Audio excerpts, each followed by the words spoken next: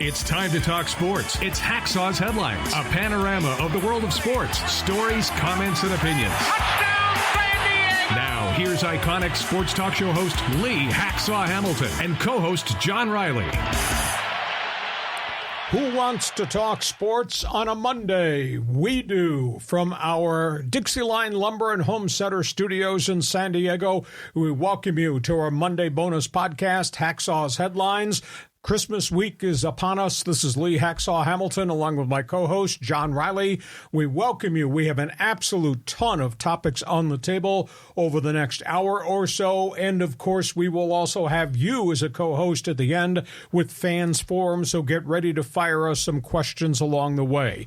Our Monday bonus podcast brought to you by DIXIELINE Lumber and Home Center stores, 9 locations in San Diego, more than 100 years of experience. You've got projects planned for 2024. Your best friend might be DIXIELINE Lumber. Contact them, take a stroll through the store, talk to their consultants about the projects at hand. DIXIELINE Lumber and Home Center stores. John Riley, good afternoon. Have we got a lot to cover? Some good, some really bad. Yeah, I mean, a ton of sports information. Plus, we were just catching up. You're running around the Christmas holiday season. How's everything going at the Hacksaw household? If you have the toll-free number, the 800 number, the guy that has the patent on the 36-hour day, please give me that phone number. Thank you very much. Hey, we got an absolute amazing variety of things that we're going to discuss. John, before we hit the floor running, invite everybody to join us for Fans Forum. How does that work? And explain to them that we're looking for new members on our team, the Insiders Group. How does that work? John, the floor is yours. The floor is mine. All right, yeah, if you want to get involved in the Fans Forum, I see Rob has already jumped in with a Merry Christmas message. Hey, if you want a question or a comment for Hacksaw, just type it in the live chat on Facebook or YouTube. We'll get you involved in the Fans Forum segment at the conclusion of Hacksaw's Headlines. And yeah, be sure to join the Hacksaw Insiders Group. Boy, we've been pushing out a lot of content there. You get on our email list. You just go to leehacksawhamilton.com, and in the upper right corner is an orange box. Just put in your name and email, get on our list, and we got a lot of great things planned for you in 2024. And a reminder, you like our podcast, you like my website, you need to check the website. There's an absolute ton of written stuff every day. We want you to subscribe so you'll get all the alerts. We want you to share with all your friends, tell them what we're doing. And because it's a Christmas season, we'll take a thumbs up. We'll take a 5-star rating from you. John, topic 1. Pick something off the bulletin board. Where do you want to go? Well, the obvious place to go is the disaster up in SoFi Stadium with these Chargers. The Chargers, last Thursday, 63-21 trashing at the hands of the hated rival, the Raiders. It was the worst Charger game I have ever seen in modern time. And all the years I was the voice of the Chargers and the Seattle Seahawks, I never broadcast a game that was so bad. When it was 42-0 at halftime, you and I looked at each other and nearly dropped our beer on the carpet. The end result, I wrote a scathing one-man's opinion column on Thursday night that appeared Friday morning. Your letter of resignation is expected on my desk by 9 a.m. By 9:30 a.m. on Friday, the Chargers had fired their coach, had fired their general manager. And I hate to pile on, but I did it Saturday morning on KUSI on my Saturday sports report. I intentionally took a 15-yard penalty for targeting the Chargers. The first family of football. That's what they call themselves. The brass of those people to take the franchise from San Diego, move it to L.A., and brand themselves as the first family of football. The first family of football is in last place in the AFC West. The players quit on Brandon Staley. It's obvious to me Brandon Staley is so overwhelmed with the job, they reach the end of the road with him. He exits totally defiant of the opinion, I believe in my system, I believe in my players. Well, you're 24 and 25, and you got one of the great young quarterbacks in the league in Justin Herbert, and you can't make the playoffs, and your players quit on the field in the first half. I've never seen anything as disgraceful as that. And I like Brandon Staley. I think he's a bright light, but he was defiant. He was inflexible. I've been told from within that the packages that they were trying to run with the defense caused terrible mental overload. And that's why the Chargers defense, notably the back seven linebackers and secondary, always seem to be a step slow or never ever getting there, blowing communication, guys running open. And they got sucker punched. I mean, you look at what the Raiders did. The Raiders scored on 2 wide receiver option plays, and the Raiders receivers were open from here to the back parking lot. Chargers blew the coverage. They got beat on a wildcat formation run by a running back who had not carried the ball all year, and he went 35 yards along the way. And then as the game progressed, it just got worse and worse. So Brandon Staley's gone. Tom Telesco, the general manager, who built this roster, a lot of athletes, better breed of athletes than they've ever had, has drafted well. He's found a few quality free agents. He pays the price, too. He's fired. I felt bad for both those guys because I was able to communicate with them, and they responded very well to questions I asked. May not have always agreed with what I wrote on my website, my One Man's Opinion column. But you go back and you look. Staley's first year, offensive line wiped out by injuries. Staley's second year, virtually all the defensive stars, major significant injuries, missed chunks of the season. Year 3, Justin Herbert plays with a fractured left finger, then fractures his right hand, index finger, at the end of the season. Nothing was ever the way it had been planned to be because they couldn't keep their players on the field. And now we find out from what I've been told, the playbook was so complicated, there was just mental overload for a lot of the young players defensively. So it's really ugly. And I will tell you, the media guys that I text back and forth with, not to a man, everyone hoped the Raiders had put 70 on the Chargers in that game last Thursday night. That's brutal. Not too much hate, even though it's the Christmas season. Lump of coal to Dean Spanos. So they got a massive problem. And the Raiders had not played like that at all. The week prior, the Raiders lost a 3-0 game. And their offense was incompetent virtually all season, and they just killed the Bolts. And at the end of the game, Antonio Pierce was asked, walking off the field by the NFL Network people, what'd you tell your guys who were up 42-0 at halftime? He said, I told them to keep their foot on the pedal against those guys. Yeah. Those guys, the Chargers. Their hated rivals, the Chargers. They wanted to run up a score on the Chargers, and they essentially did. And then there was NFL video showing the Chargers owner's booth. And there's Spanos standing in the shadows trying to stay out of the limelight. Hey, own it. You created this mess. And there was John Spanos, the president of football operations. Thanks, Dad, for the job. He didn't want to look into the cameras either. And the worst part of this, or maybe it's the best part of this, depending on how you care about the Chargers, the worst and best of this was on national TV. The whole bleeping nation saw the incompetence of Charger football. And I would have to say there was a lot of cheering in San Diego. So I felt bad about what happened to two guys that I liked. But, John, the scoreboard does not lie. And this thing has been on a downhill slope. And, you know, now we've got, obviously, what they're portraying as the excitement of hiring a new coach and general manager. And my response to that is, do you think we can trust the first family of football to hire the right coach and right general manager when you consider the last 3 head coaches that they've hired, and when you consider their history, that they fired a Hall of Fame coach in Don Coryell, fired their Super Bowl coach Bobby Ross, fired Marty Schottenheimer after 14-2 season? Charger fan, are you going to trust the first family of football to get it right this time with their track record? And by the way, their track record, out-of-town scoreboard, 313 wins, 341 losses. Oof. So brutal. Topics on the table, John. Pick anything and everything. There are so many angles to this. I mean, well, first of all, as you know, as a professional journalist, former play-by-play of the Chargers, I mean, and loudmouth talk show host. I mean, you're covering this, giving it the professionalism it deserves. But on the other hand, I'm a former season ticket holder of the Chargers, and I had it up to here with these guys. And when they moved to LA, I kind of bailed on the NFL for a few years, and now it's just pure comedy. It's so entertaining to see this team continually screw it up.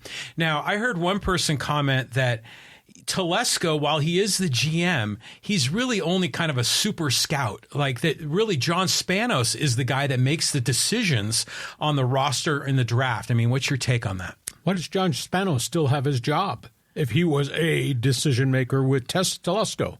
Mm-hmm. Hey, they were joined at the hip. They worked together for 11 plus years. If one guy goes, shouldn't the other guy go? Oh, no, we can't. Nepotism. Yes. There's nothing wrong with nepotism if you're on the receiving end of it. Correct. Yeah, that's exactly right.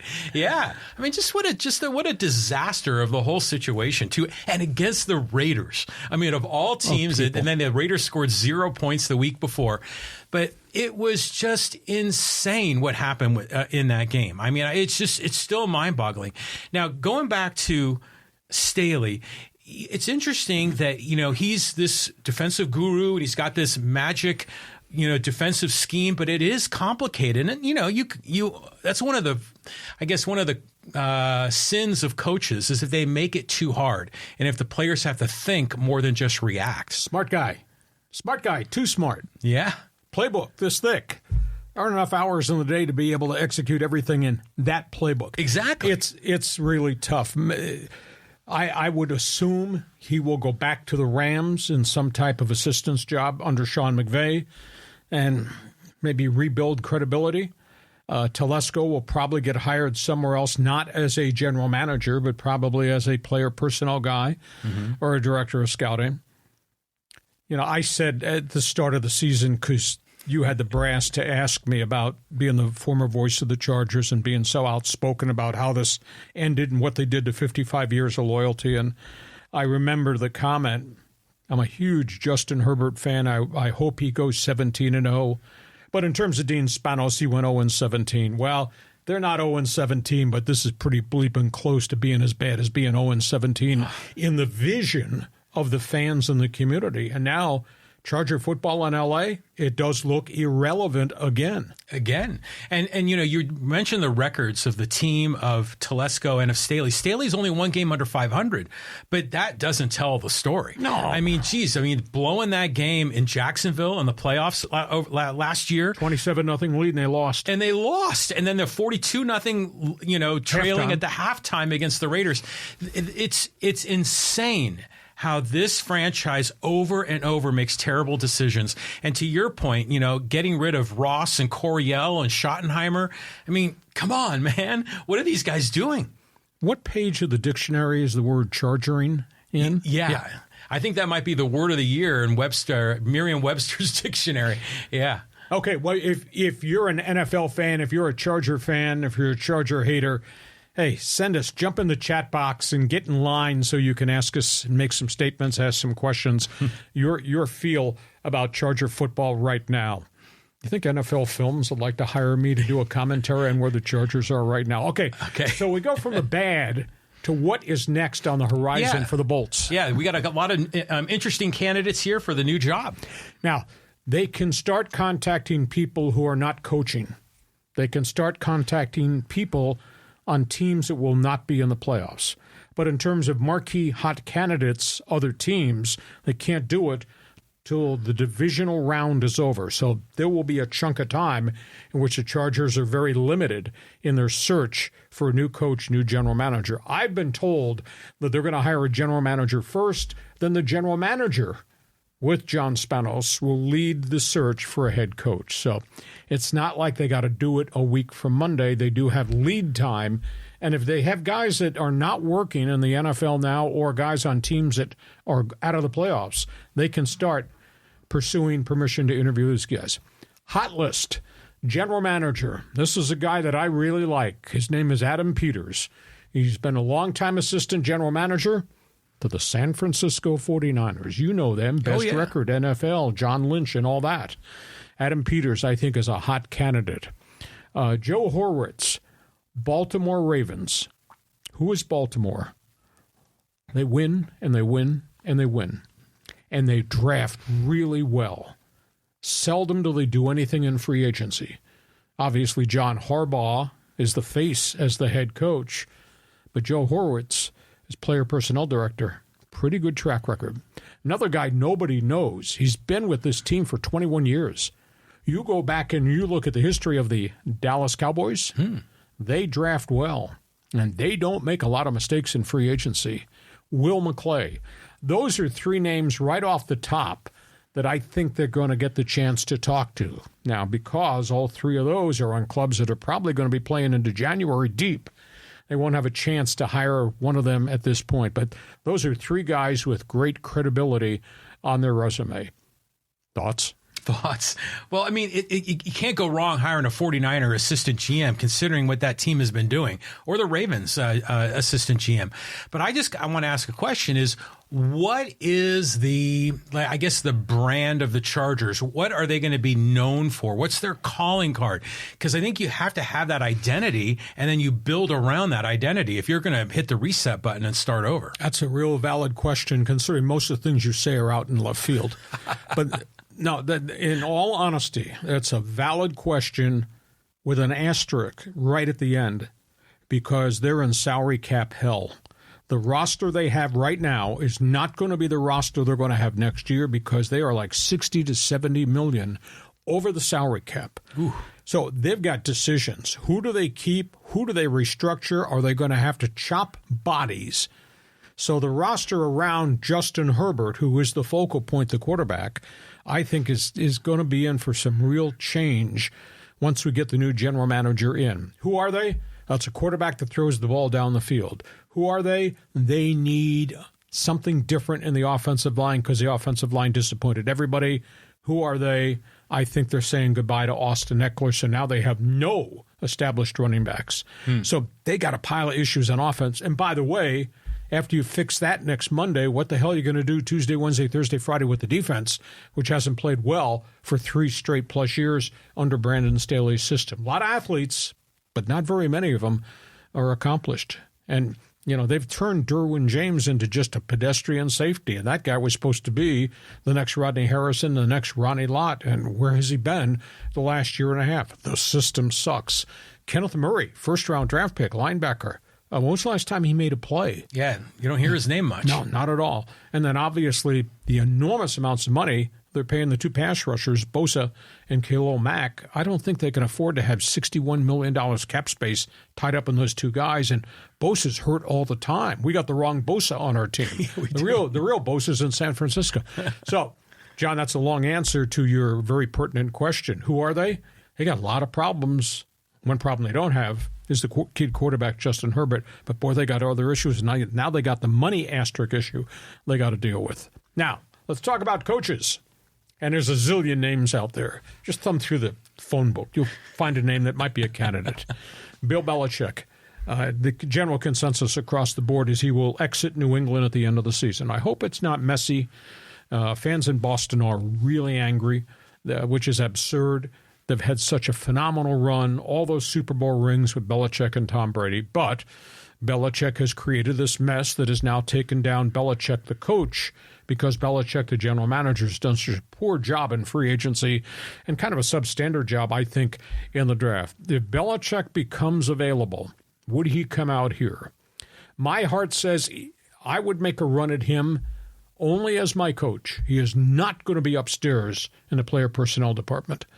But the Spanoses historically have been terribly cheap. I can't see them paying Belichick $7 million or $9 million.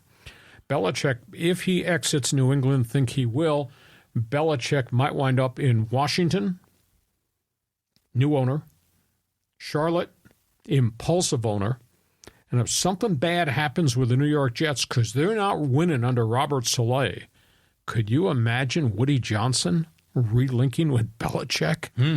So that's where we are with him. Dan Quinn.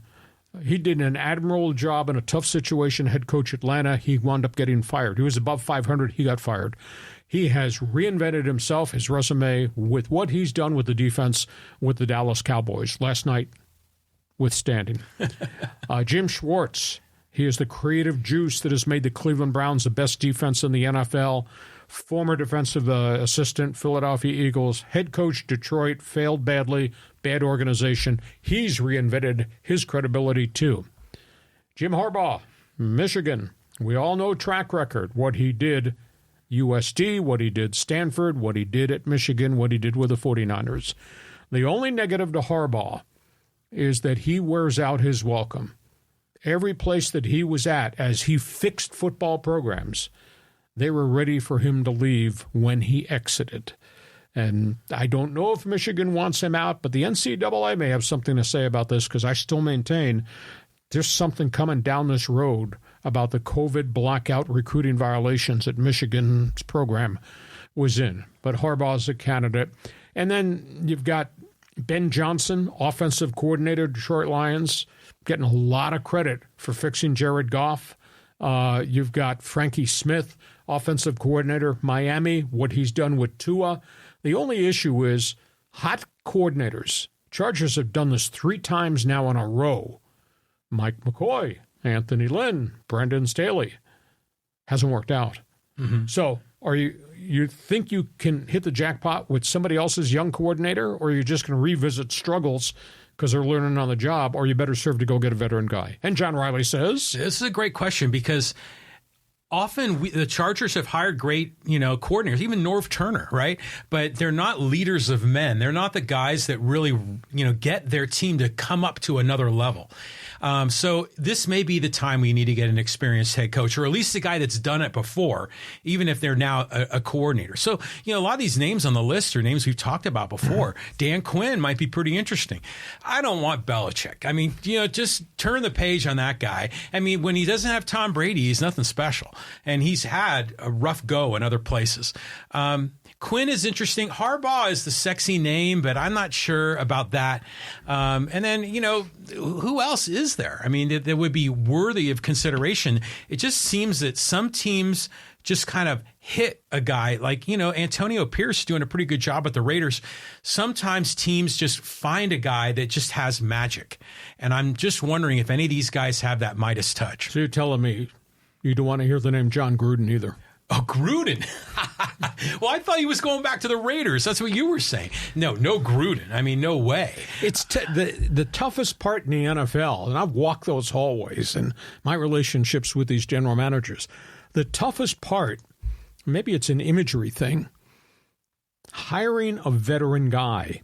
Are you hiring a guy that you think deserves a second chance, or are you hiring a retread? And that's a big argument. Is Dan Quinn a second chance guy because of what he's done in Dallas? Or is he just some other guy who got fired some other place? Now you're going to give him another chance? Tough call. Yeah, it is. Okay, we go from coaching. And again, you got a comment? Fans Forum chat box is open, so you need to join us. Let's talk about games. Yeah, I mean, a lot of big games over the weekend. A lot of bad games, too. Yeah, that too. A lot of backup quarterbacks. Chargers, Raiders, we discussed how ugly that was. All-time ugly. Dallas Cowboys, Buffalo. You talk about getting jumped and thrown in the barrel over Niagara Falls. I could not believe what I saw with the Cowboys. Buffalo just came out of the chute, out of the tunnel, firing. And Josh Allen had an okay game throwing the ball. James Cook, what a phenomenal day. Over 200 all-purpose yards. Buffalo mugged Dallas's offensive line. Dak Prescott, who went into the game with a quarterback rating of 106, just got battered unmercifully. Baltimore, Lamar Jackson, their offense, what they did defensively, choked off Trevor Lawrence.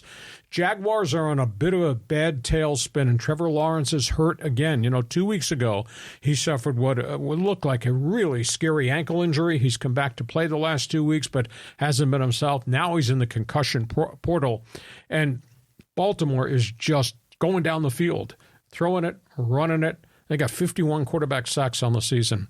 Kansas City, New England. This is not vintage Chief football any longer. Mahomes, 2 more interceptions. As crummy as New England's been, New England climbed back into that game. So if you're a Chief fan, great. You'll be in the playoffs. You might be one and done. This is not Kansas City Chief football, and Travis Kelce is hurt again.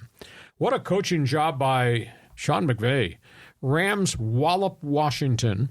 Rams are 7-7. One of the dummies here at this table made the comment of, I wonder how Sean McVay is going to like being 4-13, because I thought they were going to tank. And what's happened is McVay has done such a phenomenal job coaching up these young guys in the offensive line, led by their top pick, Steve Avila, and what they've done with Ernest Jones at middle linebacker, what they've done with all these kids in the secondary, and Aaron Donald is playing superstar Aaron Donald football. Rams might get into the playoffs, and they've done the one thing they had to do. They've kept Matthew Stafford, for the most part, upright and free of injury. And this kid running back at Notre Dame, second-year guy, Kyron Williams, every Sunday, it's 100-plus yards on the ground. He's a power broker, physical running back. And then there's Cleveland. And Cleveland gets involved in this wild game at the end with Chicago. Joe Flacco. Who needs practice? Who needs training camp? Joe Flacco, 4th-string Browns quarterback, signed a couple weeks ago, comes off the couch, and he's thrown for 374 yards this past Sunday. And he's led them. The Browns now have 5 come-from-behind wins. I mean, they're going to be a force to be reckoned with because they're kind of scary defensively, and Flacco's making them competitive. Think about this. Cleveland is sitting there, first place, or chasing down Baltimore in first place in the AFC North, one of the better teams in the entire AFC. And they're doing it without their starting quarterback and their star running back, Nick Chubb. Amazing. That's absolutely amazing. So, big weekend there. Were you surprised Dallas got its doors blown off by Buffalo? Yeah, a bit, yeah. I mean, I didn't expect it to be that big of a differential. But if you're a Buffalo fan, after getting beat by the Cowboys in the Super Bowl twice, this is a nice way to get a little payback, right? You know, so they had something to prove. But the Cowboys they're not the same team on the road. No, they're stomping people at AT&T in Dallas-Fort Worth, but on the road they were a little bit different. I was just surprised at the volume of pass rush and the whole blitz package that Buffalo threw at them right from the first possession. And Dak, it was like Dak had no support. I mean, he was under siege before he even got the snap of the ball. So maybe that's a one-off. Thing got out of control. There's no doubt about that. Luckily, Dak Prescott got out of the game, did not get hurt. But that was a stunner. And this is a Buffalo team that has had a lot of problems off the field. This Buffalo team defensively is not what it used to be, at least for this past Sunday. That's who they used to be. Yeah, I mean it was an interesting game, but I want to comment just briefly on the Rams, and McVay. And you were talking about earlier. You were saying that McVay was coaching his guys up, that they were playing at a higher level than expectation. That's the exact opposite of Staley and the Chargers, isn't it? Here's the playbook. This is what we're going to run, and we're going to practice this Wednesday, Thursday, and Friday. I mean, whether it's blitz packages or formation alignment, Rams don't screw it up. The Chargers, those guys are running open all day, all game long. Yeah, I mean, you were commenting on Thursday night how the Chargers defensive backs were always a step behind. Yeah, and it was just hopeless. But I kind of like the Joe Flacco story. I mean, granted, I thought the guy retired. I thought he was done. A lot of people thought he had to retire a couple of years ago. He played so poorly with the Jets. But that, again, is a veteran quarterback on a really bad team. Well, it's like Weekend at Bernie's, man. They just roll this dude in, and he's just got the smarts to make it happen. And you put him with that defense, it might be like Trent Dilfer when he was running the Bucs back in the day. Okay, we go from NFL football, got a couple of college football notes. Yeah, so here we go. Pac-12 farewell tour. Yeah, let's talk first of all about the court case involving the end of the era of Pac-12 football, the Conference of Champions. For those of you who are not aware, we got 10 schools. It started with USC and UCLA leaving to go to the Big Ten. And then it got worse and worse in the TV contract negotiations, and suddenly Oregon and Washington were gone. And the rest of the bunch wound up going to the Big 12, Arizona State, Arizona, And then 2 at the last minute, Stanford and Cal went across the country to join the Atlantic Coast Conference. So there's only 2 schools left, Oregon State, Washington State, in what was the Pac-12. Well, there's a huge amount of money in the vaults at the Pac-12 offices from all the rights fees and NCAA tournament unit money, et cetera. And there was a big debate, who controls that money? I was told it's like $600 million. That's how much is in the vault. That's a lot. And Oregon State, Washington State stood up and said, we control it because there's a bylaw that's already in effect. If you exit our conference, you lose your seat on the board of directors, which means your school does not have a vote on any league business. And that was imposed when USC and UCLA announced early they were going to the Big Ten. And they stepped away. The chair was empty. So Washington State, Oregon State, the last 2 remaining members said, we're invoking that bylaw. Well, the University of Washington said, no, you're not. We're going to court. So they went to court, and the judge ruled, it's right there. Bylaw 6, I think it's called. You lose your seat on the board of directors because you vacated your membership in the conference. Yeah. So Washington appealed it. Washington State Court of Appeals, Friday night, delivered an early Christmas present to Oregon State, Washington State. He sided with them. He turned down the appeal from the University of Washington, who was representing all the others. But he did issue kind of a sidebar part of the decision, which nobody's paid attention to. He told Oregon State, Washington State, you two have now the controlling powers for any business decisions. Now, you owe these other 10 members certain amounts of money for the 2024 season. You will deliver that money, but you get to keep all the other big-time assets from history. Mm-hmm. He also ruled you're taking over control, Washington State, Oregon State. You're also liable, since you're running the conference, to any litigation that's out there. And there's like 4 lawsuits right now that the old Pac-12 was involved in. Mm-hmm. So that's the end result, is the Pac-12 will be run by the Cougars and the Beavers, but they also inherit the court cases, the liability, et cetera. It'll be fascinating to see what they do with the commissioner.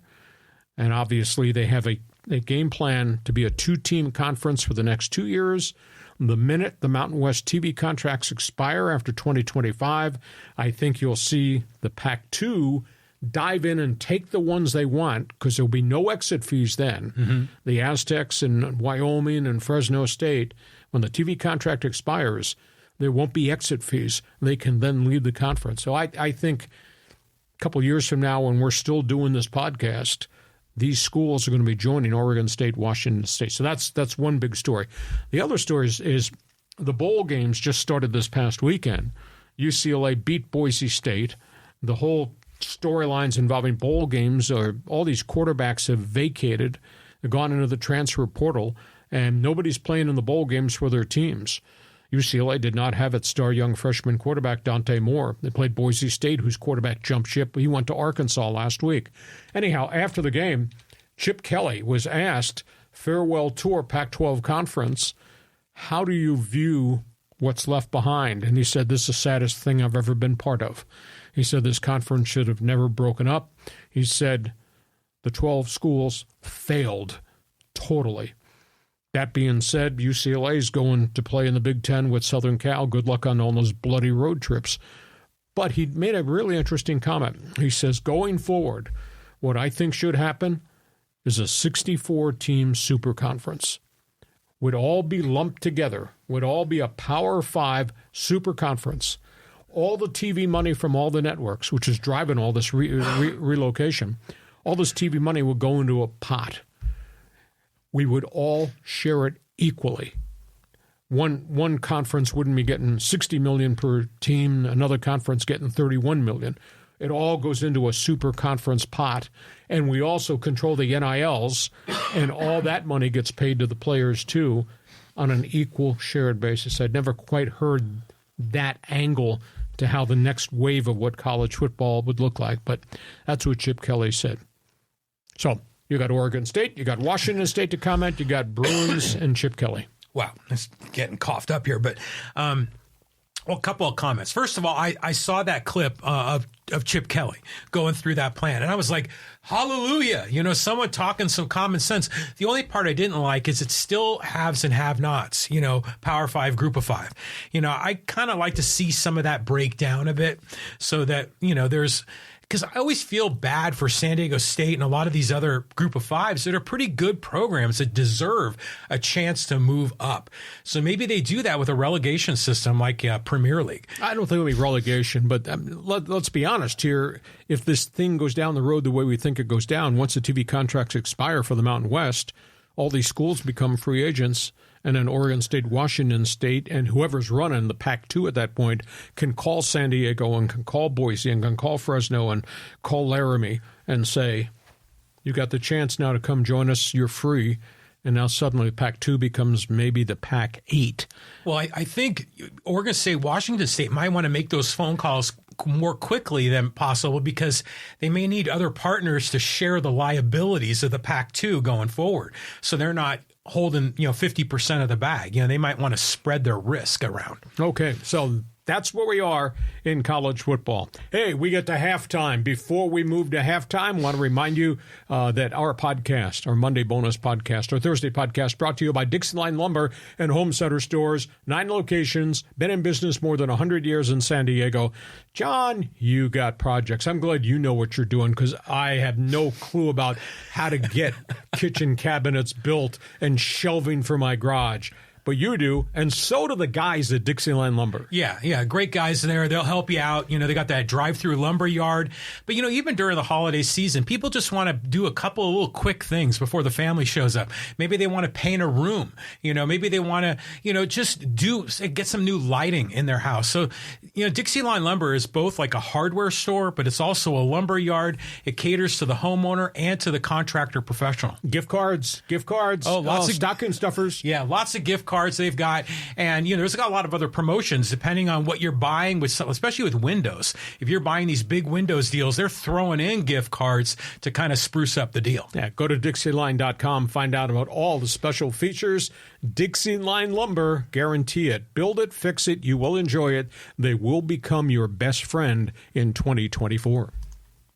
John, before we go to the second half of our Monday bonus podcast, Item 1, explain fans forum for all the people new on live stream. Item 2, Hacksaw's Insiders Group. How do you get signed up to join our team? Okay, so you want to sign up for Hacksaw's Insiders Group, go to leehacksawhamilton.com. Go in the upper right corner, there's an orange box. Put in your email there. We're sending out the best 15. We did the One Man's Opinion, went out last week, and we got a lot of cool ideas planned for 2024 to get you more involved in the podcast.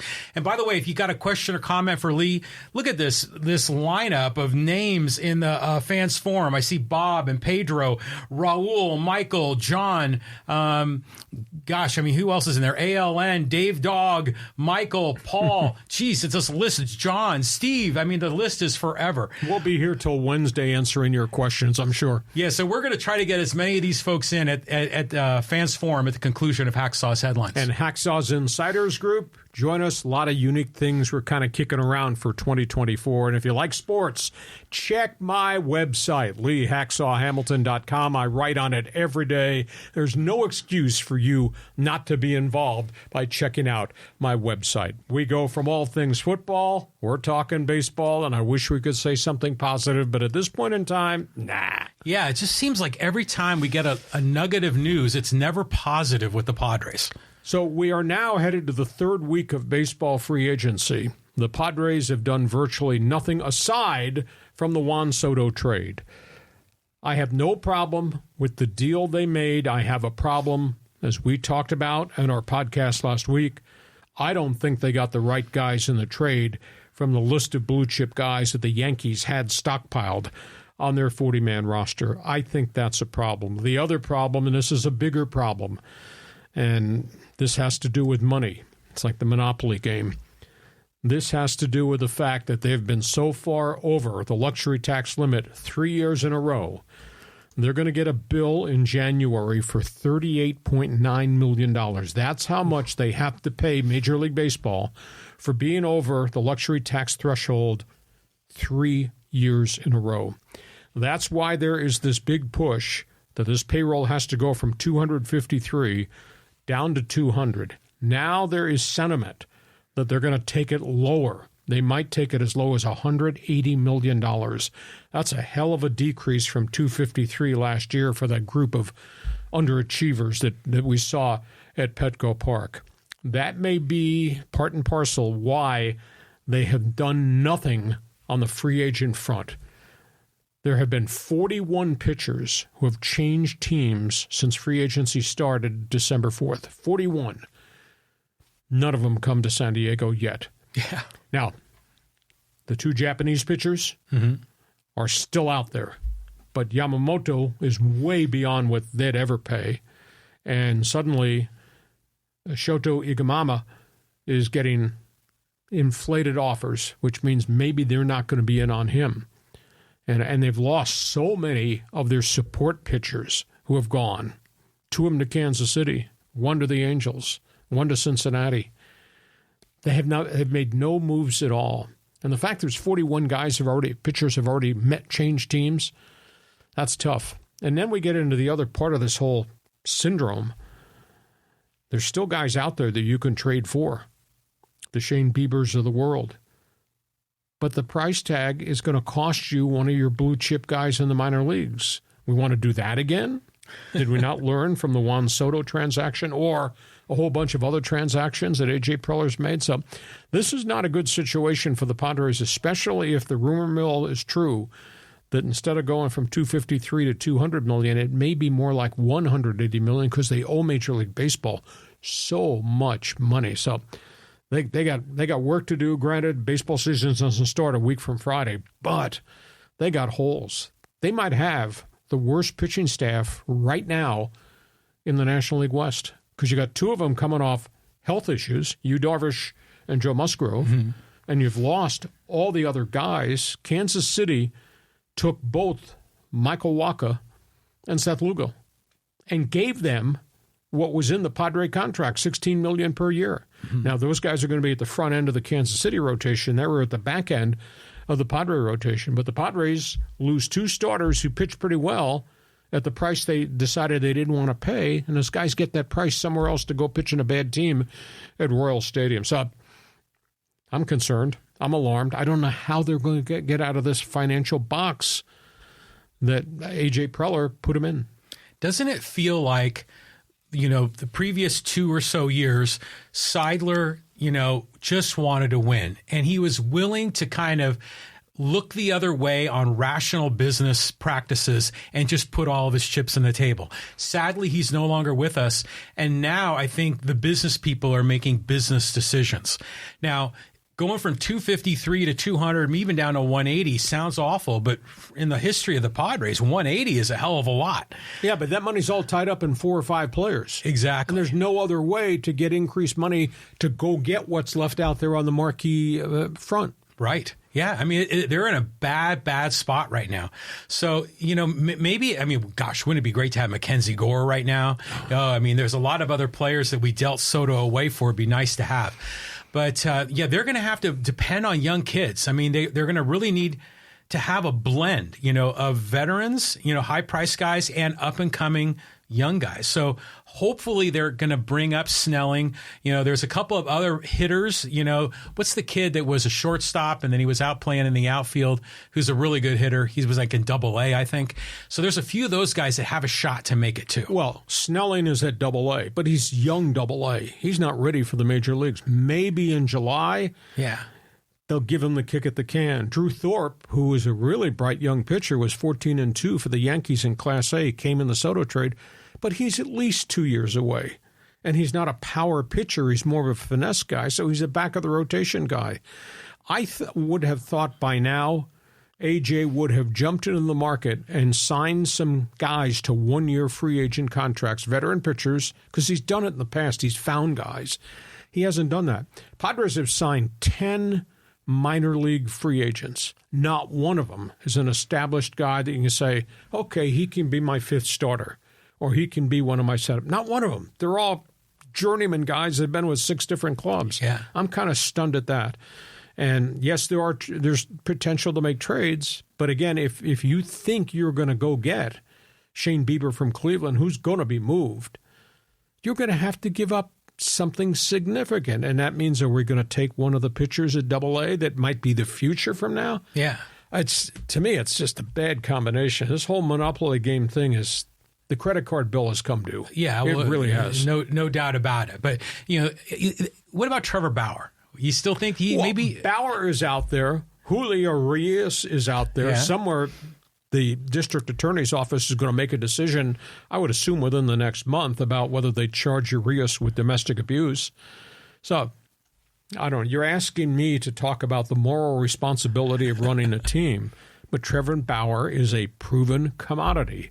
Bad citizen and all, he's a proven commodity, despite his bad decisions that he's made in his personal life. Granted, never been arrested, never been charged, but I mean, you shake his hand, you feel like you got to go wash your hands. Yeah, you do. That's a tricky one. But I think right now, our center fielder is Jose Azocar. I mean, who's playing left field? We're talking about giving Cronenworth a glove. But maybe Pedro Avila is going to be in the starting rotation. I mean, we have to dig deep to make this work. So, they're in a world of hurt right now. Okay, we go from those guys struggling with decisions to these guys who just continue to do business the way they do it. It's called the Dodger way. To the other guys who've really taken a step back. Let's talk Dodgers very quickly. They get the Ohtani deal done. Ohtani on Friday met with Yosh Yamamoto, the Japanese free agent, who's the next big name that's coming off the board. The Dodgers, the Yankees, and the Mets seem to be the finalists. Ohtani was at Dodger Stadium on Friday with Yamamoto and his people. And, of course, the Dodgers traded for Tyler Glasnow from Tampa Bay, paid a bit of a price, restructured the contract. They get a 30-year-old guy now that they're going to own for the next 5 years. And there's a wild rumor beneath the table that they're going to dive in and talk to Blake Snell. Now, that'd be a shocker. But that's where the Dodgers are. The Dodgers look really good. They've accomplished a lot. The Angels, as every week we go through something with the Halos, it's got a bad tinge colored into it. This conversation, Perry Minasian, the general manager, the day after Ohtani left to go to the Dodgers, saluted Ohtani for what he contributed here, how popular he was. Minasian said, "Life goes on." You got to be kidding me. You're trying to tell Angel fans everything's okay, buy your season tickets, we'll be there opening day, and life goes on. Now, life is never the same when you lose an icon like Ohtani, and they've done nothing except pick up fringe one-year rental free agents. As much as I like what Luis Garcia did for the Padres for his year and a half, although he had some arm problems, I mean, if you're trying to sales pitch Angel fan in Orange County that Luis Garcia is going to put you back in the pennant race, or he was a disaster for a while last year. He was coming off injury. Yeah, but I think they've got 4 or 5 one-year free agent pitchers. Adam Kolarek, who had been with the Dodgers for a cup of coffee, and Luis Garcia. And here's the general manager of the Angels, because the owner no longer has the courage to be out front. The GM says, life goes on. You got to be kidding me. Look at this roster. Maybe it's correct to say they have the right name of the franchise, Los Angeles Angels, Pacific Coast League, Los Angeles Angels, back in the day, because they got a real substandard roster right now. So you wearing Dodger blue, or you're going to treat the guys wearing Angel red? Yeah, well, the Angels, the Los Angeles Angels would be the Angels. It's weird how these teams, they pick up these fringe guys, and it seems like the Angels are just filling holes to build a roster. Meanwhile, Preller is getting these dudes just almost like lotto tickets. But then the Dodgers, man, they come in, they're bold, they're decisive, they have a strategy, they make it happen. And you just got to applaud that. Now, granted, they got a lot of money, but it's just a well-run organization. The Dodger way. The Dodger way. I mean, it just kills me to say that, being raised a Giants fan and now a Padre fan for the last 30 years.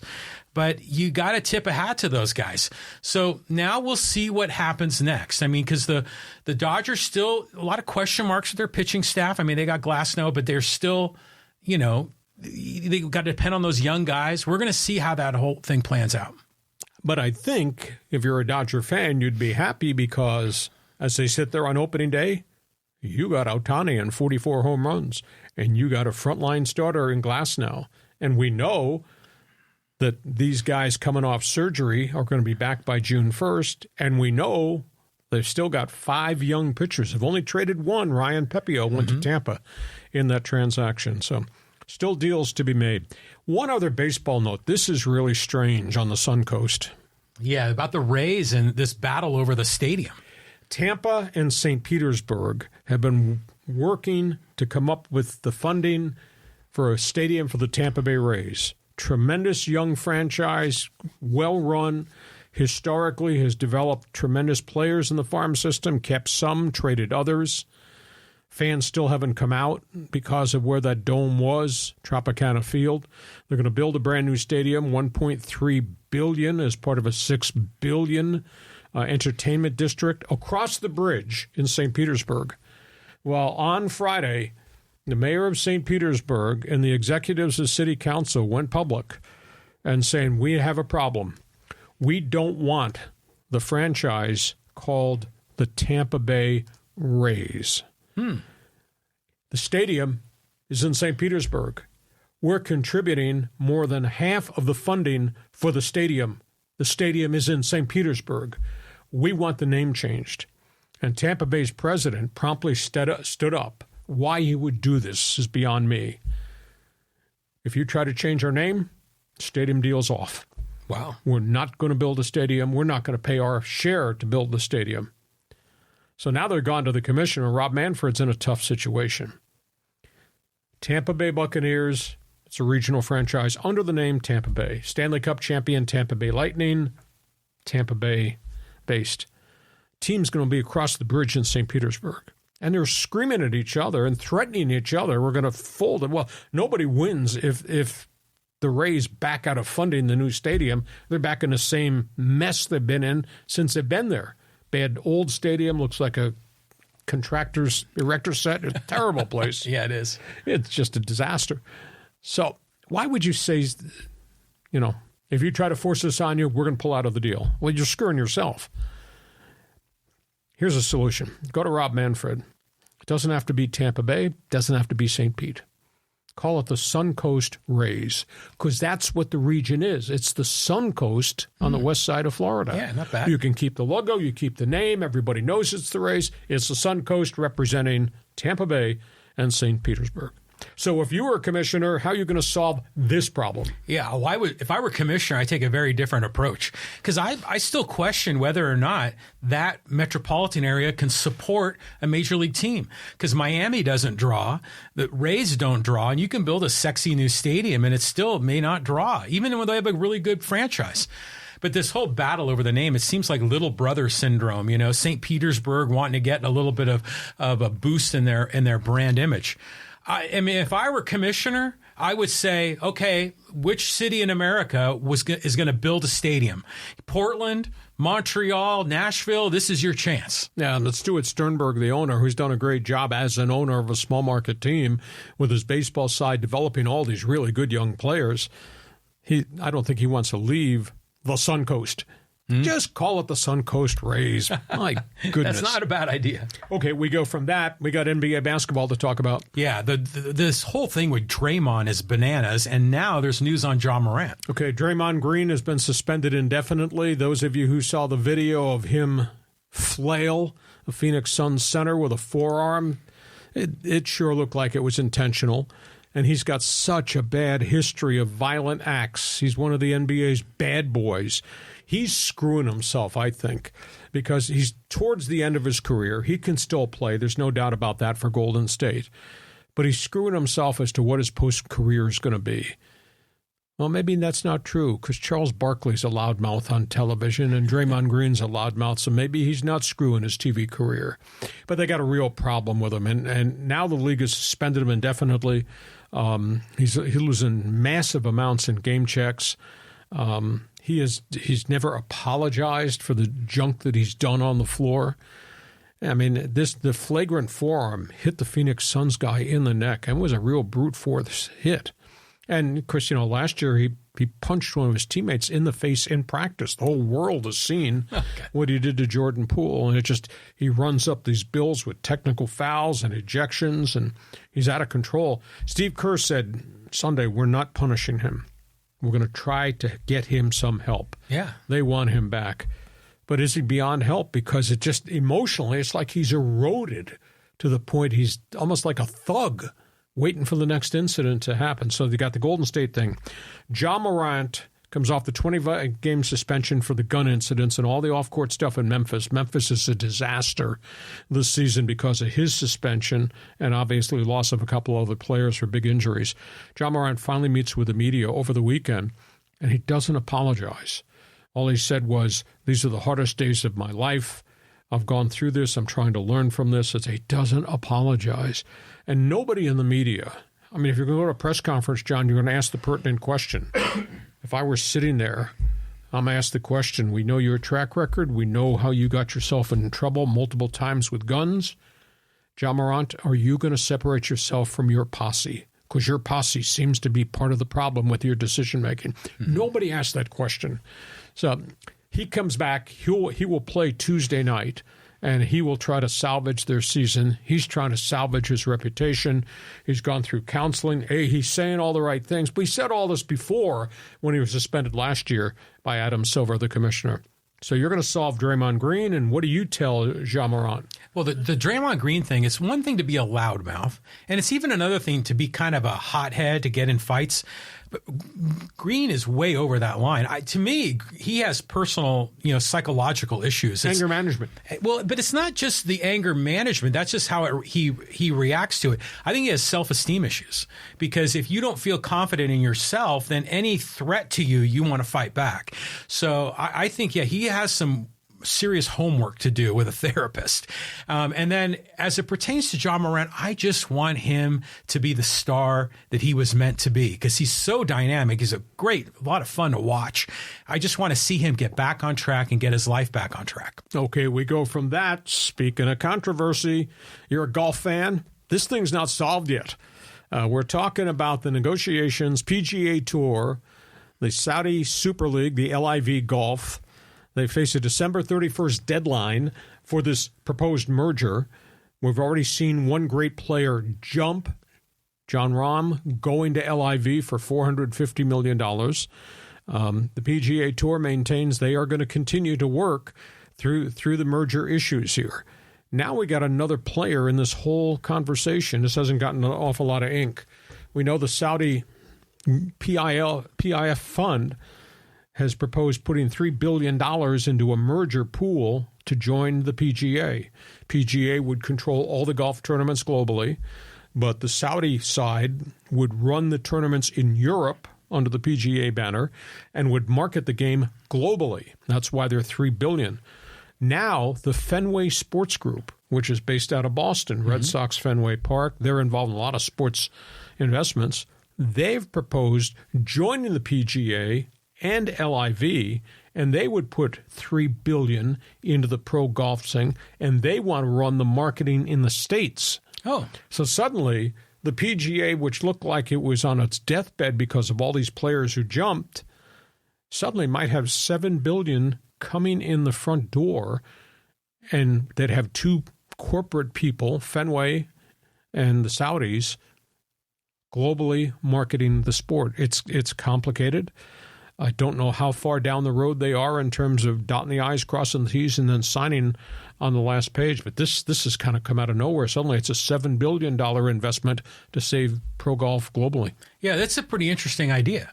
Now, because I remember you were saying how the PGA was running out of money, the leadership was going sideways, and you're thinking, this is a jewel in American sports. How could they be really almost going under? LIV saw, like some low-hanging fruit there, but it's nice to see Fenway step in. I think this is interesting because there's so much, I guess, history that Americans have with a lot of the golf tournaments in the United States.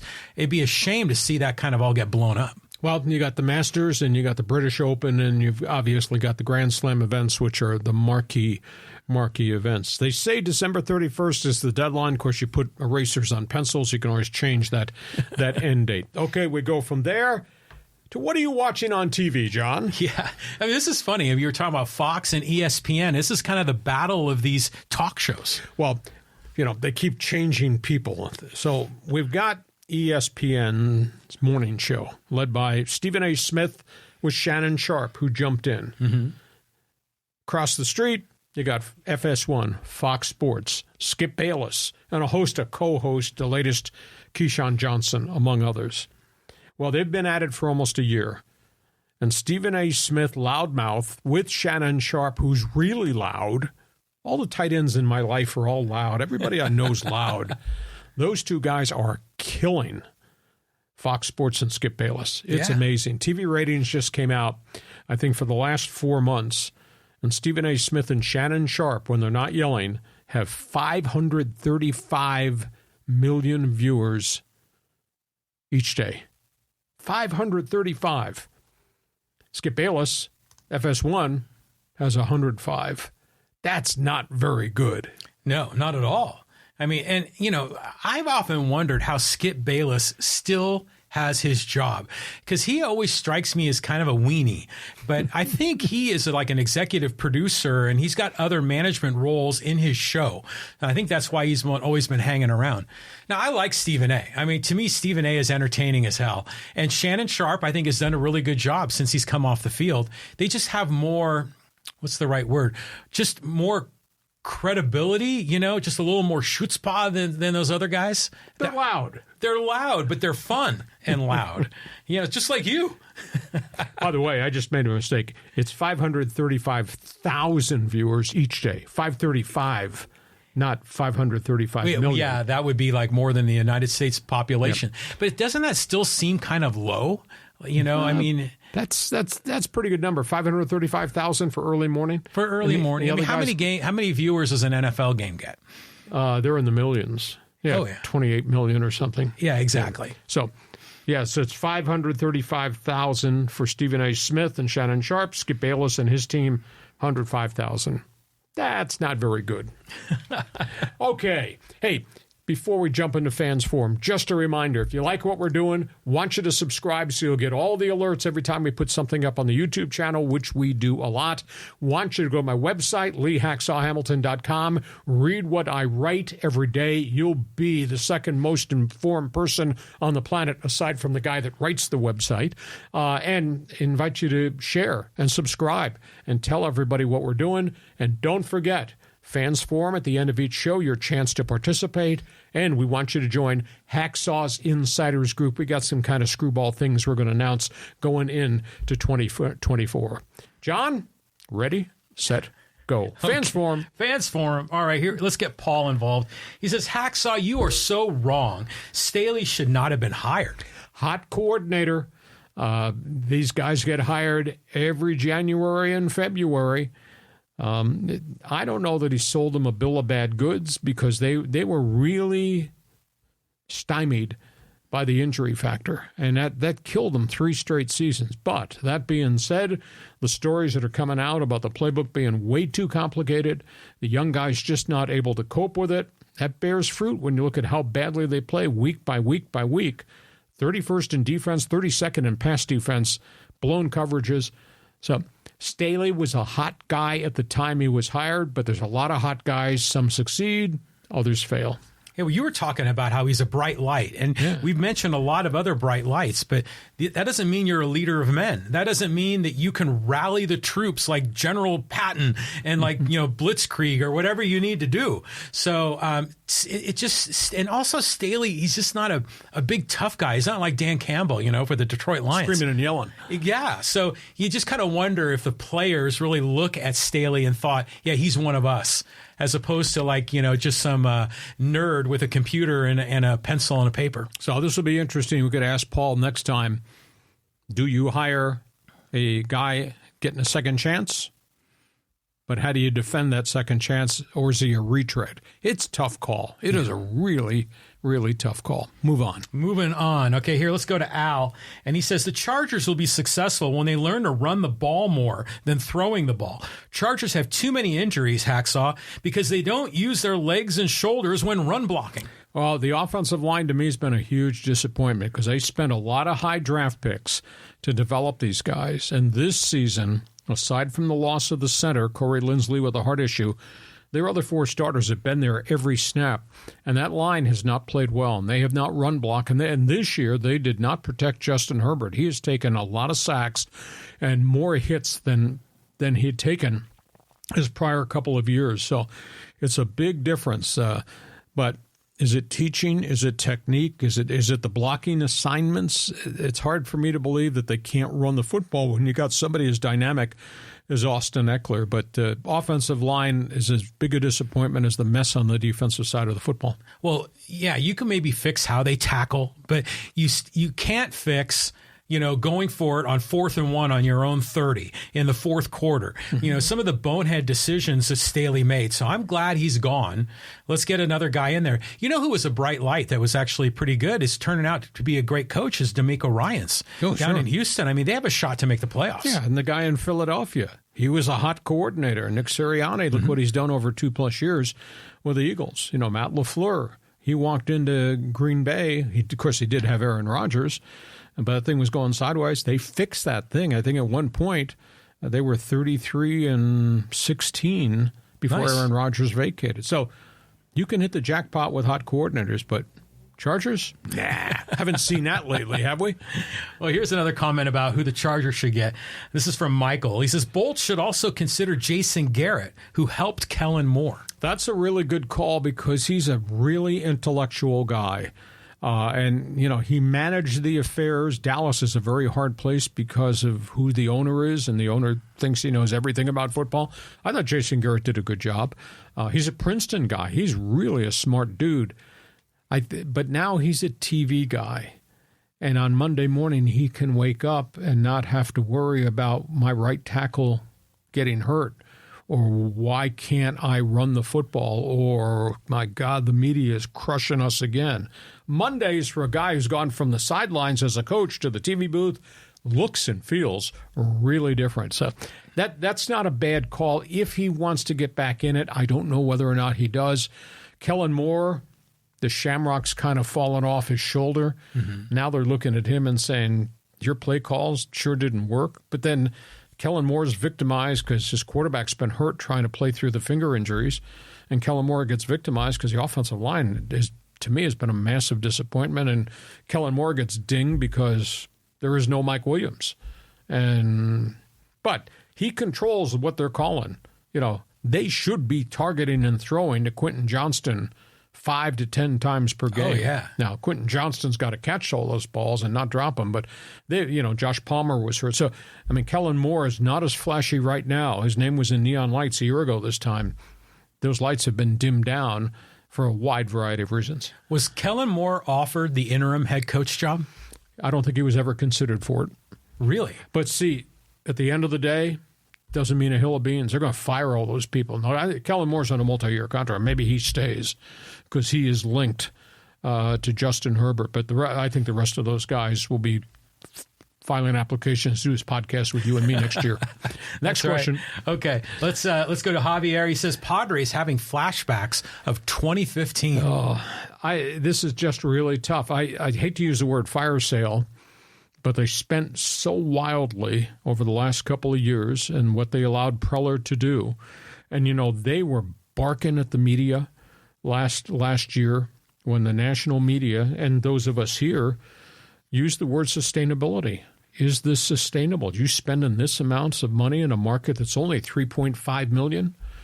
The fans did their job. The fans responded. We drew $3.2 million, all-time record revenue coming in the front door for the Padres. Fans held up their end of the bargain. Those underachievers in that dugout and that batting order surely did not. Now you got a bunch of guys hurt, and now the owner passes away, and they have to roll this back because of the luxury tax. They owe baseball almost $40 million on January 21st. That's when the check is going to be delivered. So I'm not going to use fire sale. I'll throw another couple words out there that are probably going to really upset some people. I hate to think that the Padres would have created a bait and switch situation with season ticket holders. They push the hell at the end of the season into the fall.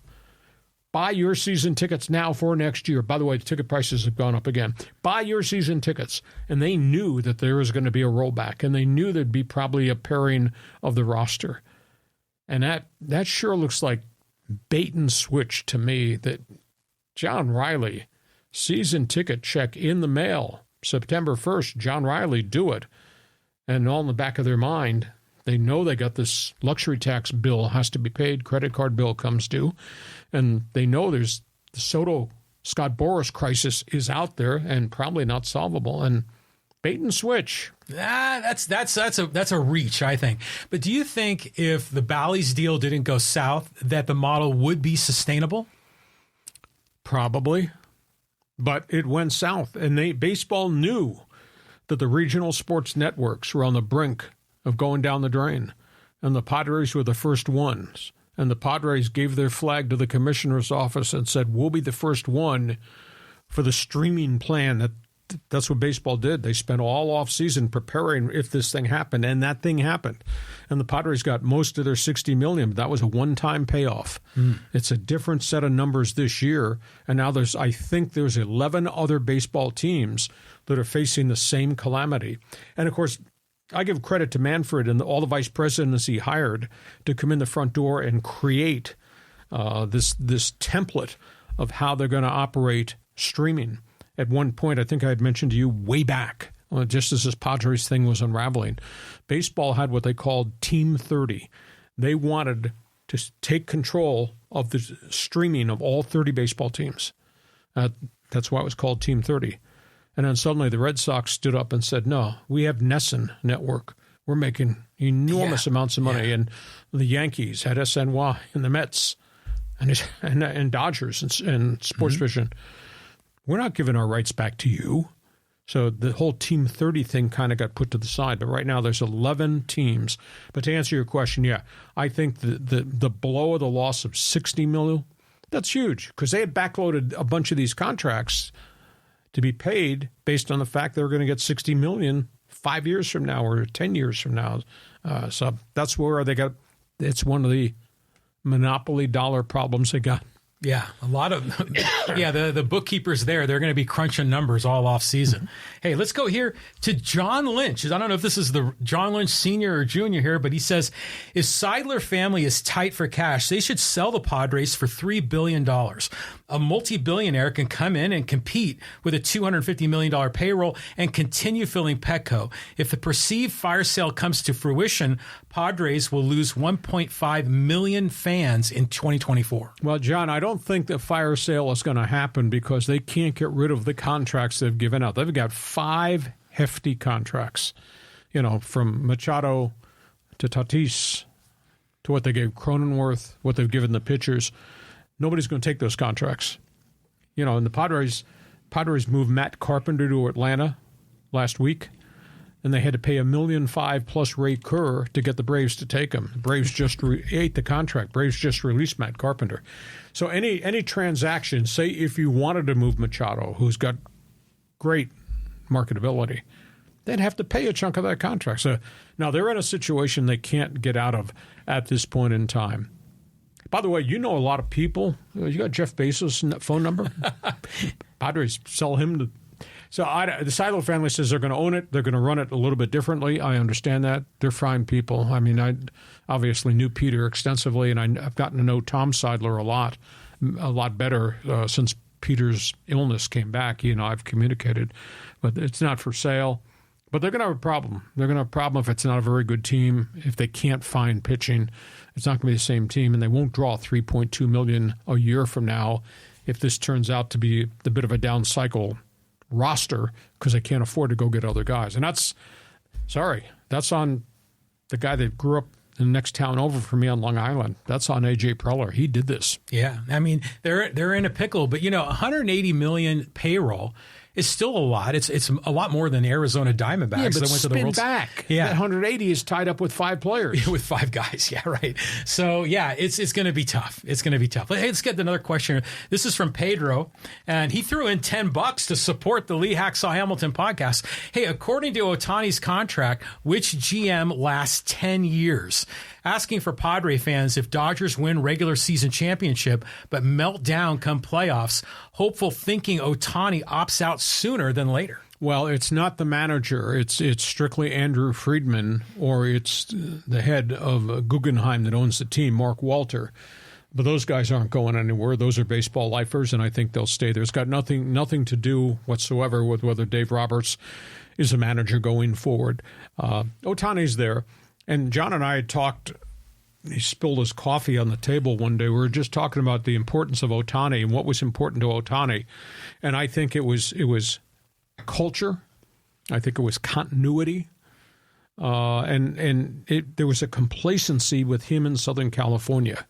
You know, he's a recluse. The Angels allowed him, and the Dodgers are going to allow him the same structure as to when he's available to the media, when he does things for the club and the community.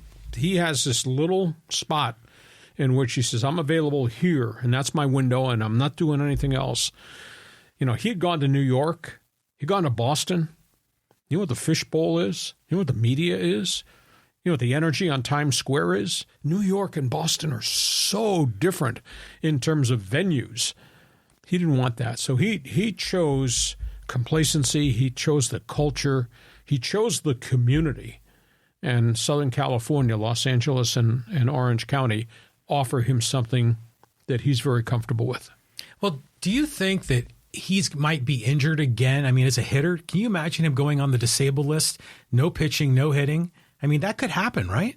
You're just peeved that he didn't choose the Giants. Well, yes, I am actually, but I still think the Dodgers, everyone's kind of praising this deal, and you know, to Ohtani's credit, he negotiated these things. You know, like if the GM leaves, he can opt out. But in the end, I don't know if they're going to get that much productivity out of him, because it's still a question mark if he's going to pitch. But he was hurt last year. He still hit 44 home runs, and he hit, 290. And when he pitched, he had a 3.14 ERA. Now, he'll rehab this year, and one of the reasons he chose the Dodgers, aside from all those things I said that began with the letter C, was their history and track record of rehabbing guys coming off elbow surgery. And they have a very good track record. So, you know, I'm not looking at it and saying, geez, he's never going to pitch again. And they're paying him all this money, he's never going to pitch again. We don't know that for sure, but he does have a history of coming back, and Dodger pitchers coming off the surgery have a history of coming back. And dude did hit 44 home runs, batting .290, and don't you wish you had that in the middle of that giant lineup? Yeah. Well, you know, so the Padres wish they had it, and they just traded him to the Yankees. Hey, let's get Angel in here. And he says, Undisputed is practically the Skip Bayless and Friends show. First take, at least with a loudmouth Stephen A. He knows what he's talking about, unlike Skip Bayless, who wants to have everybody, what's that word say? You know, I don't even know. What is that word? Swarby about him? Skip Bayless has got a different ego, but Stephen A. Smith has ego, and he's done really well venturing from the newspaper side to the TV side. I don't think Stephen A. is long for that show. I think Stephen A. wants a late-night TV show, move over Jamie Kimmel and all those guys. I think SAS is going to wind up going across the street and doing an entertainment-type show. But they've hit on something. And Shannon Sharpe, you know, it's like the old days at 690. And we've talked about this before. In the old days at 690, what made 690 great? The uniqueness of the personalities who meshed together. And I'll go back to the loose cannons. Right. Steve Hartman, Chet Forte, Steve Hartman, Philly Billy Werndell. That's what SAS and Shannon Sharpe are. Clash, loud, just verbose. I mean, it's magic. It's magic TV for a short period of time till Stephen A. wakes up one day and says, I don't want to do this anymore. Yeah, I mean, how much is Stephen A. getting paid? $7 million, I believe. $7 million? Yeah, just a bit shy of what I made. Yeah, my ass. So it's interesting. They've hit on a chemistry like we hit on a chemistry at the old legendary Extra 690. Yeah. Dynamic talk show guys. It's not there forever, so enjoy it while it's there. And I agree with you, Bayless. I can't watch those guys. they bring nothing to the table for me. I don't watch any of the guys. I know everything there is in sports. I don't need to have guys yelling at me at 8 o'clock in the morning about their opinions about something I already know about, and I already have my opinions set in cement. Sorry to be inflexible. A couple more here. Okay, let's go here to Michael. And he says, I have wondered why the NBA has not already put a lifetime ban on Draymond. Well, he's never hurt anybody. He's come close. But who he has hurt is Golden State. That's not the same franchise anymore. I mean, there's a lot of age and injury. It's crept up on them. I mean, Steph Curry's had 2 catastrophic injuries. Klay Thompson's had 2 catastrophic injuries. Draymond's been in and out with injuries. Now Draymond keeps getting himself suspended. So he has not sucker punched somebody and badly hurt somebody. But he's really hurt Golden State. And they're on the hook for $25 million a year for the next 2 years with this guy. So they got to control him. But I look at him now, and it's like I'm waiting for him to go off again. And obviously Steve Kerr can't control him because Draymond's his own guy, and Draymond's going to do what Draymond wants to do. Yeah, it's crazy. Didn't he punch LeBron in the balls one time? Yeah.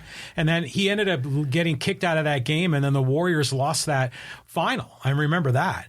Draymond should have a TV career, right, when this is all said and done. I guess so, yeah. They hire anybody. Yeah. Look at TV. Look at the 500 channels on your TV. You think that's good stuff? No, but they'll put them on the air. They will put them on the air. But, the Warriors, it just, you can feel it's the end of an era, right? It's all slipping away as they're getting older, and their idiosyncrasies are really just becoming a problem. Yeah, exactly. And Steve Kerr will be filing to work on our podcast probably within a year or two, because he may wake up one morning and say, no mas, no more of this. No mas. Okay, let's see who else we can get involved here. And, Pedro Rosario says it was Jackson Merrill. That's the name I was thinking about. That's one of the young kids for the Padres that could actually make the roster and be a productive player. Yeah, this is all part of moving parts on the chessboard. They're shopping Cronenworth, but nobody wants a 7-year contract worth $75 million for a guy who's had 2 straight bad seasons. Baseball's kind of figured him out in terms of holes in his swing. He had 229 last year. Does it help the Padres to move him off the roster if they have to pay money for somebody to take Jake? And now maybe get a pitcher back. I don't know. But the alternative is, here's your left field glove. Go play left field. He can play anywhere. He's really good at that. He made himself a pretty reputable first baseman. And then maybe Jackson Merrill flips and becomes a center fielder. Yeah. Or maybe he's a shortstop. Maybe Hassan Kim, once they sign him to an extension, he goes to center.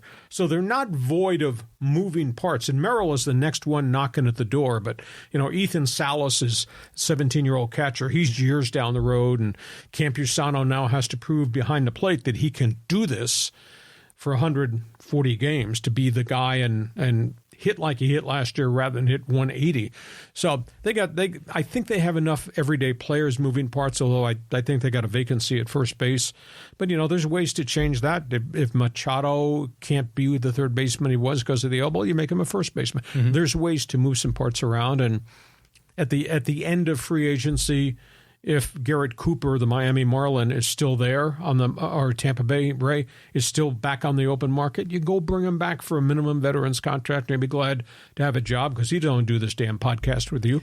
So I think there's just a lot of unique things that can happen from a 8-man roster front. But this pitching thing is a nightmare. Holy cow! They don't have enough arms. Yeah, it's a trouble. I mean, the pitching staff is big trouble, but. For me, long term, I see Bogarts going to first at some point. Could be. I heard some people say that when he signed the deal, he was promised shortstop the first year. Or second base. He can play that position too. Yeah, exactly. So, Cronenworth at first, remember when he first took over for Hosmer and when Hosmer was hurt and everyone's like, oh, Cronenworth, the throw-in and the Tommy Pham trade has turned out to be great. And now all that luster is worn off. My guess is that if he were playing short or second, Cronenworth, he'd be a lot more comfortable because that's kind of who he is. I thought he did an admirable job as an undersized first baseman, and I think he'd be okay in left field. But somebody's going to have to play center field. As bad as Grisham hit, Grisham went and chased everything down in center. So they have moving parts. They have places. Cronenworth can be the closer. No, he was the closer in Michigan. You're not supposed to drink before you do this podcast, John. He's going to be like Ohtani, but a closer, right? We'll see where it goes. Hey, one more here before we put the lid on this one. Okay, here we go. Let's Let's go back here to Al. He says, quarterbacks don't get hurt handing off the running backs. Run the ball. Buffalo and Baltimore did it on Sunday. Well, you got to be able to run block, and that's an issue if he's making reference to the Chargers. Not an issue with the Rams. Holy cow. Kyron Williams out of Notre Dame has just been spectacular. He missed all of last year with an injury very early in the season, and I thought, he was a heavy-duty guy with the Irish. I said, well, how's he going to hold up this year? He has been heavy-duty since he got back in the lineup. And what McVay has done with the quarterback, with the running back, with the myriad of wide receivers, that's a pretty prolific offense that McVay's been able to rebuild it. And I keep going to mailbox every day. I'm waiting for some message on Rams letterhead from Sean McVay. He says, dumbass, we're not going to finish 4-13. Yeah, he could have called you out for sure. But we were wondering what they were going to do. But, talking about running backs, what about Christian McCaffrey? What a year he's having. What a stud. It really is. And I enjoy watching the post-game pressers with Brock Purdy because he's so low-key, so mild-mannered. But, boy, he was saying that McCaffrey should be the MVP. Oh, very much so. You talk about a man, and I'll say this about his preparation. I've interviewed him one time. He is fanatical about being fanatical in terms of training. Mm-hmm. His regimen is one of the most unique things I've read about. And then, so you got Purdy, who obviously is the next Tom Brady. Yeah. I'm the last man in the draft, throwing for 374 yards on Sunday. Mm-hmm. And John Lynch Jr. has done a phenomenal job in terms of player acquisitions and plug-in guys. Historically, teams that are successful, go find guys that are unhappy, guys on the last year of the contract, and John Lynch Jr. has done a pretty good job plugging those guys in. And Purdy is just tremendous. And now, obviously, McCaffrey is Mr. Everything. And then you got the crazy man, George Kittle, running seam routes. Mm-hmm. Can't cover him because he's so big and rangy. And then you got Debo, and you got Ayuk. Holy cow. They got all the bullets in the gun. Should we just fast forward to the Super Bowl next week? Does an AFC team even have a chance for the Super Bowl? Baltimore's defense is pretty fierce. Mm-hmm. And Lamar makes a lot of things happen on that side of the ball. So, I could see San Francisco, Baltimore in the Super Bowl. I can't see Kansas City in the Super Bowl. Now, when it's become very evident, the dude's not going to play a home game at Arrowhead. They're going on the road. They have not been on the road ever for a playoff game. Ever. And now Super Bowl, obviously. But they've not been on a road venue for a playoff game with Andy Reid and Patrick Mahomes. Ever. Really? Yeah. That's incredible. Wow, I never knew that. Well, see, you're not reading my website every day. What the hell's wrong with you? But Niners, Ravens, it'd be like the Kaepernick one when the lights went out in Superdome. So we got a ways to go. Injuries change everything. No doubt about it. Lamar Jackson gets hurt. Now it's suddenly a very different Baltimore Raven team. Yeah. Maybe in that case, Baltimore would have to trade for Easton Stick. Hey, listen, item one, we want you to subscribe to what we're doing. Share everything with your friends. You guys all tweet, you all text, you email. Tell them what we're doing, our bonus Monday podcast, our Thursday podcast. And we want you to subscribe, share. We want you to join Hacksaw's Insiders Group. We're kind of brainstorming a bunch of different things we're going to do with our followers. And we thank you for joining us. Our podcast brought to you by DIXIELINE Lumber and Home Center Stores. 9 locations to serve you. They've been in business for more than 100 years. Got plans for 2024. Think DIXIELINE Lumber. John, take a deep breath. We'll be back here Thursday. Same channel, same station. More of the same stuff. More of the same stuff. And in between now and then, I got some Christmas shopping to do. Good to talk to you. We'll be back Thursday. Thanks for joining us on Hacksaw's Headlines. Join us again for Hacksaw's Headlines on YouTube, Facebook, and Twitter. And find the audio version on your favorite podcast app. Touchdown, San Diego! For more content, go to LeeHacksawHamilton.com.